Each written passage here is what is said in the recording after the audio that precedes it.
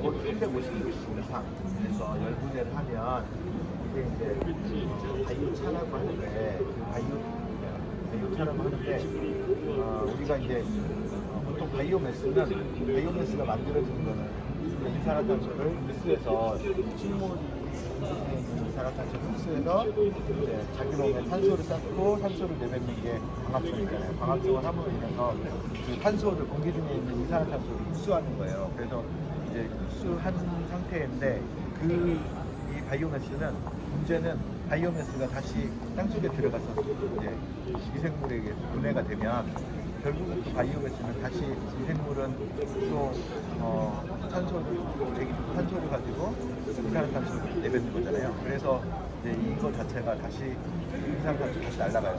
그런 걸 보고 이제 탄소 평형이라고 얘기하는데 그런 탄소 평형을 바이오차는 이제 그거를 바꿔줄 수 있는 거예요. 네. 어떻게 바꿔주냐면 얘는 토양 중에 들어가도 350도씨 이상 되면 적어도 100년 동안은 그대로 토양 중에 계속 남아있는 거예요. 네.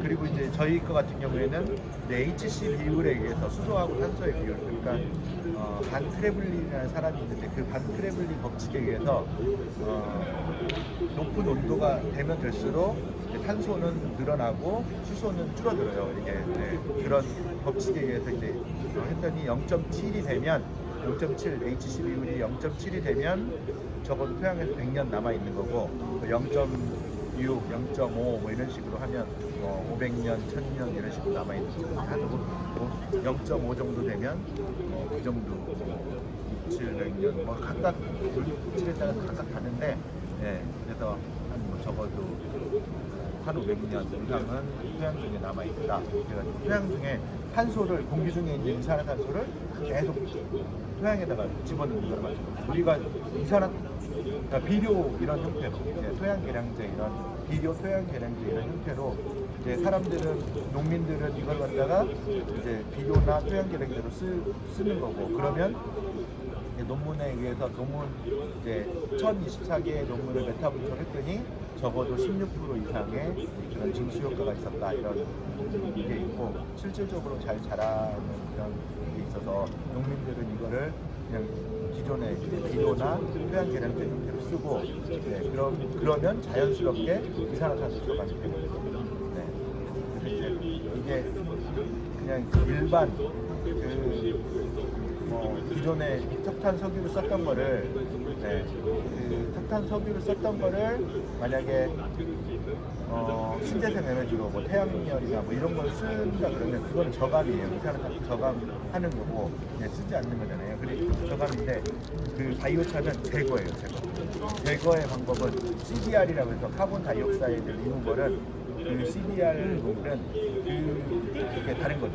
공기 중에 있는 이산화탄소를 빼오는 그런 방법은 CDR인 거고 기존에 이산화탄소를 썼던 거를 쓰지 않는 거는 저감인 거고 그렇게 되는 거죠. 그래서 이 제거의 방법론은 훨씬 더 중요한 거고 넷제로를 하려고 그러면 우리는 계속 이산화탄소를 계속 쓰고 있는 거잖아요. 어쩔 수 없이 줄이긴 할 수 있지만 그게 제로가 될 수는 없어요. 그렇기 때문에 2050 넷제로가 되려고 그러면 무조건 이 CDR 방법은 무조건 필요해요. 근데 그 중에 이제 하나가 CDR 방법 중에 하나도 이제 나무를 심는 것도 CDR의 방법인데 나무는 보통은 이제 인정해주기도 하고 인정해주지도 않기도 하는데 나무를 심으면 보통 한 50년 되면 그거를 베서 쓰고 베서 쓸 때 이제 잘 써야죠. 그걸 다시 뭐 탭이나 뭐 땅속에 쓰는 게 아니라 책상이나 뭐 아니면 그 목재 주택이나 뭐 이런 것들, 목조주택이나 이런 것들을 만들어서 하면 또 한 50년 동안 그대로 거기에 남아 있는 거예요. 탄소가 남아 있는 거예요. 이런 것처럼 그런 방법도 있고, 그 다음에 또 뭐 DAC라고 해서 요즘에는 이제 다이렉트 에어 캡처라고 해서 큰 그런 이산화탄소를 공기 중에 있어서 그냥 이산화탄소 계속 이걸 갖다가 흡수해서 그거를 가지고 흡수해서 이산화탄소만 빼내서 어딘가 이렇게 담아놓는 그런 방법이 있는데 그건 우리나라에 조금 안 맞는 게 그 에너지 비용이 너무 많이 들어요. 이렇게 흡수할 때 그걸 빨아당겨야 하는데 그 빨아당기는 에너지 비용이 너무 많고 외국 같은 경우에 뭐 크라이먹스라든가 이런 데가 이제 아이슬란드에서 그런 거를 갖다가 흡수하는데 그런 데에서 하는 거는 대부분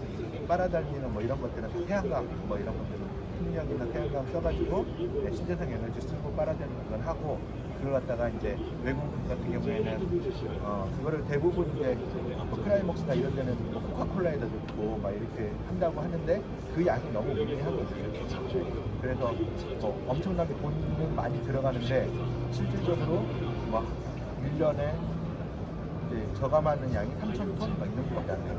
우리 공장도 그 정도 이상 3,000톤 1년에 3,000톤 네. 거기는 몇백억 들어가는 그런 몇백억 들어가는데 유지비용도 많이 들어가고 하는데 그 3,000톤 저감하는데 저희 공장은 뭐한 100억도 안 들어가서 3,000톤 이상 저감하고 뭐 이런 경제성 차이도 크고요. 그래서 이제 그것도 이제 보통 바이오차는 100불 이하에서 만들 수 있고 그 아까 DH 이런 것들은 500불, 100불 이런 수준에서 1톤을 저감할 수 있기 때문에 그런 경제성 차이도 많이 나고 우리나라는 할 수도 없고요. 왜냐하면 그걸 갖다가 다시 보통 이제 석유 시추공에다 넣는 거거든요. 그래서 이제 석유 시추공에다 넣는데 그거를 할 수 있는 데는 석유가 나오는 데만 가능하거든요. 그런 문제. 바이오차는 그런 용도로 쓰는 거고, 네. 지금 계속 국내에서도 이제 바이오차 관련된 사업들이 늘어나고 있습니다. 네.